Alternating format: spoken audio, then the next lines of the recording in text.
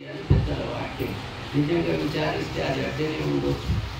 ఎందుకు అంటే పశువులు ఉన్నాయి, పిట్టలు, నక్కలు, కుక్కలు అన్నీ ఉన్నాయి, మనం కూడా ఉన్నాయి.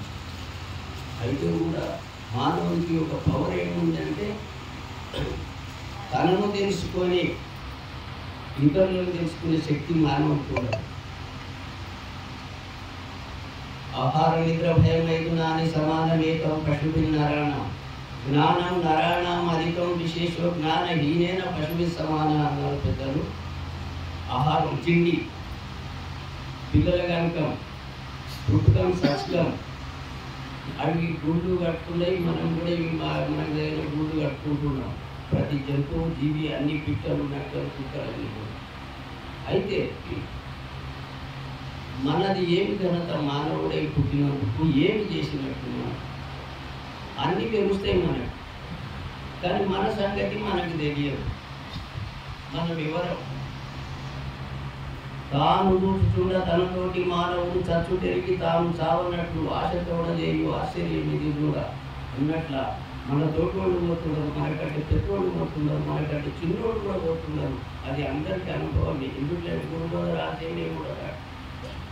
అయితే సచ్చి ఇది తిని కొట్లాడో పిల్లల గారిలో గురువులు ఎందుకంటూ పోయేదనా మనిషి అయినాక అవి పశువులు మనకంటే మేలేమనిపిస్తుంది. పెద్దలు చెప్పిన మాట వింటే ఎట్లా అంటే అవి ఇబ్బంది హాని చేయాయి, మనం అది కూడా చేస్తాం. దేని కొట్లాటలు పెట్టుకుంటాం, పంచాయతీలు కూడా చేస్తాం. కానీ ఆ పశువులు మనకంటే కూడా మేలేమనిపిస్తుంది. మనం వచ్చినందుకు ఇది ఎక్కడికి వచ్చింది, ఏం చేయాలి, ఇది ఆడిపోతుంది. నీ తండ్రి జనిన మీదట నీ తనయుడు రాకముందు నీవున్నప్పుడు ఏ తత్వం అంతటా గలదో అరసి దృశే అని తిరిగి అన్నాడు. నీ తండ్రి ఉన్నప్పుడు చూసినా, నీ కొడుకు రాకన్నా ముందు తెలుసు నీకు. అయితే చూడంగా అతని బాయ్ ఇతను మిగిలి ఇతను ఉండడు. ఈ మూడైతే చూసినప్పుడు ప్రతి వారికి అనుభవమే. అయితే ఏమైనట్లయినా మనం ఏమైనట్ల అయితే మనం ఆలోచించాం. గురుభక్తులు కూడా చిందుతారు కూడా. దయచేసి ఇక్కడ చాలా గురుభక్తులు ఉన్నారని మాకు కూడా తెలుసు. అప్పుడు సరే, అప్పుడు కూడా చాలా గురుభక్తులు వేరే వాళ్ళ జమైతే చాలా ఉంటుంది. అయితే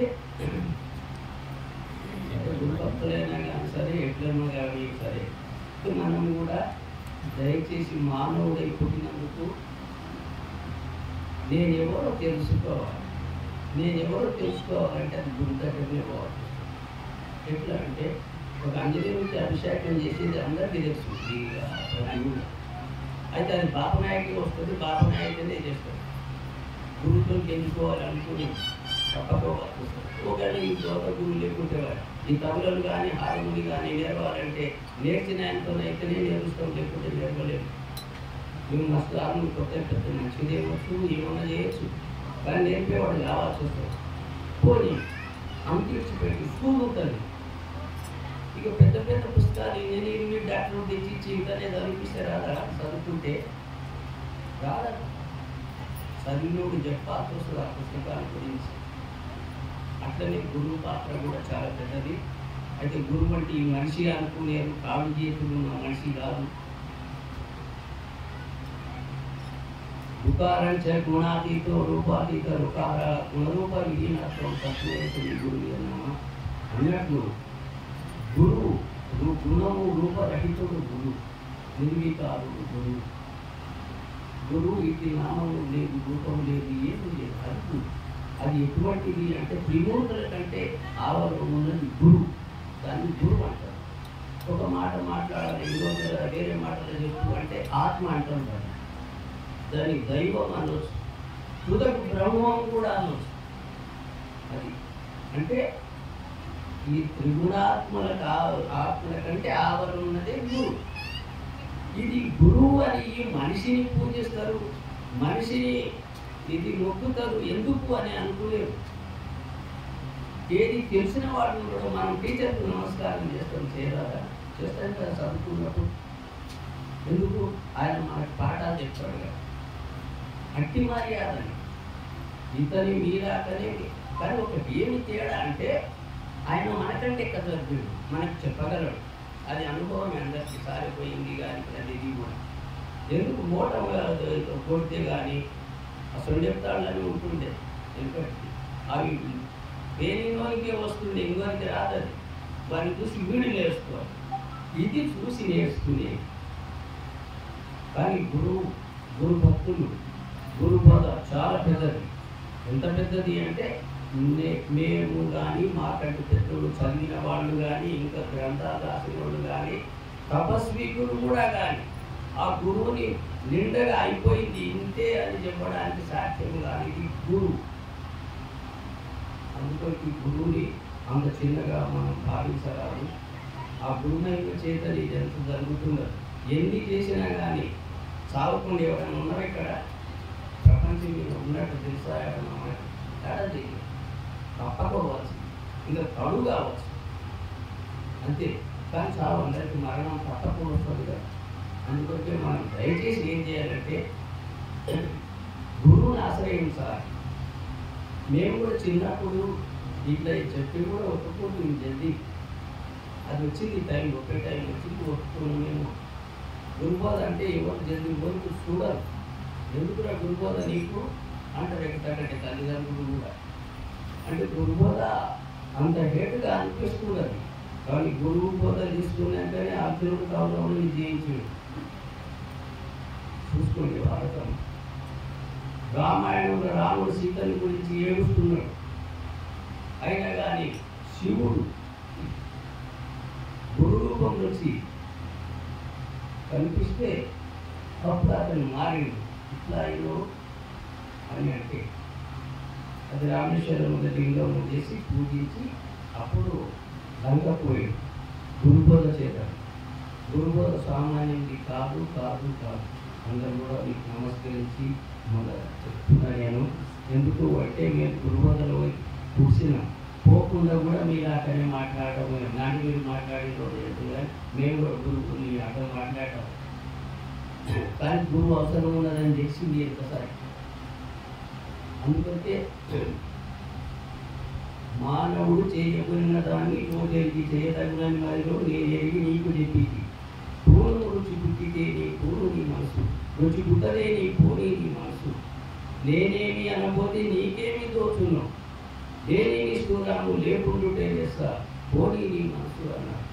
నువ్వు చేసేది ఆలోచించి నీకు ఇష్టం ఉంటే చెయ్యి, లేక చెయ్యి గట్టిగానే అంటే నీకు ఏం బాధ అనిపిస్తుందో ఏమో.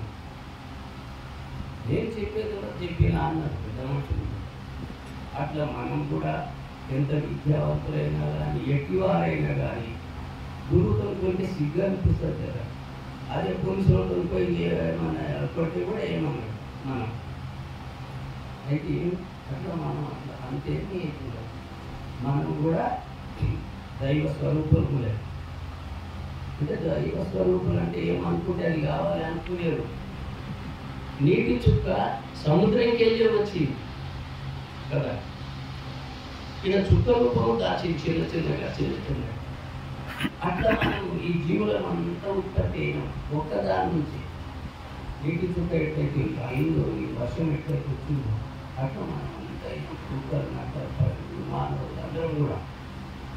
అయితే మీరు విచారించండి, ఈ దినాల్లో ప్రతి వారు ఫాస్ట్ అయిపోయింది, చాలా ఫాస్ట్గా. మేము చదువుకునేటప్పుడు మేము కూడా హెచ్ఎస్సి వారికి చదువుకున్నాం. కానీ ఇప్పుడు 7th క్లాస్ పిల్లలే హెచ్ఎస్సి వాళ్ళ కంటే ఎక్కువ మాట్లాడతారు. అప్పుడు అంత జ్ఞానంగా లేదు. అయితే ఇప్పుడు జ్ఞానోత్పత్తి ఆటోమేటిక్ ఈ సృష్టినే వచ్చింది.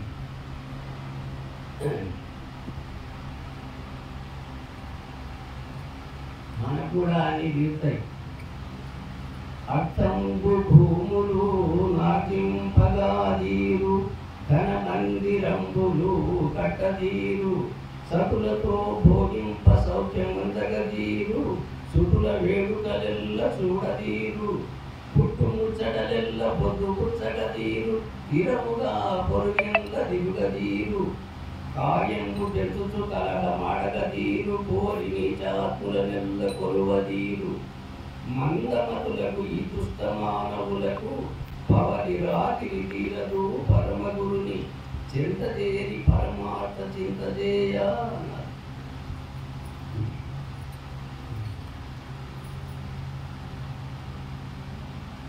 యావు సంగతి అది ఊరిపోయినాడు ఆవిడ ఏమైందంటే అతనికి చూడటం కాడు కానీ వాళ్ళ ఇంటికి ఇది అది తెలుసుకుంటాడు అనమాట. ఏమన్నా ఆవిడేంటి అటువంటి దాంట్లో తీరుతుంది. ఇక్కడ నేనెవ్వరు రేపు చచ్చి ఆడిపోతా ఉంటి ఈ ఆడికెళ్ళి వచ్చిన ఇంటికి పోతే ఎట్లా పోవాలి, వీటికి వచ్చిన ఎట్లకెళ్ళి వచ్చినా అది మనం విచారం చేస్తే వస్తువుకి పోతే సిగ్గు అనిపిస్తుంది. లేకపోతే మనిషి సంగతి తీసుకుంటే అవు అభివృద్ధి ఎట్లయిందంట అది బాగా అడిగి తెలుసుకుంటాం. చూపుని మన స్వభావాలు అట్లా మనం దయచేసి మన సంగతి తెలుసుకోవడానికే గురువు కూడా ఏం చేస్తాడంటే నీది నీకే చెప్తాడు. అతనితో ఉన్నది నీతో ఉన్నది, అతనితో ఉన్నది, అతనితో ఉన్నది, నీతో ఉన్నది. నీవు పోతే నీ సంగతి నీకు చెప్తాడు. అంటే నీ మొత్తం ఎట్లుంది అంటే అర్థం ఇస్తాడని అట్లా నీ మాట మన మాటనే మనకు చెప్తాడు. కానీ మన మాట అని మనకు తెలియకపోతుంది. అందుకని దయచేసి మనం అంతా కూడా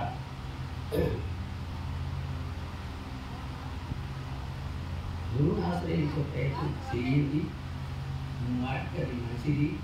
కొందరు సంసారం తక్కువైతుందేమో, లేకుంటే సంసారం బాగా చేయకూడదు గౌరవించుకుంటే కుదరదు అని పెద్దలు కూడా అన్నిటి ఏం చేసింది అంతా అట్లా కాదు. మంచిగా చేస్తేనే గురుబోధ. సంసారం మంచిగా చేయడమే గురుబోధ. గురుబోధ అంటే ఏమో చదివేసి ఎక్కడెక్కడ ఉండడానికి కాదు గురుబోధ అంటే. అందుకే దయచేసి మనం అట్లా కావాలని ఇక్కడ విఠలు కూడా విఠలు కూడా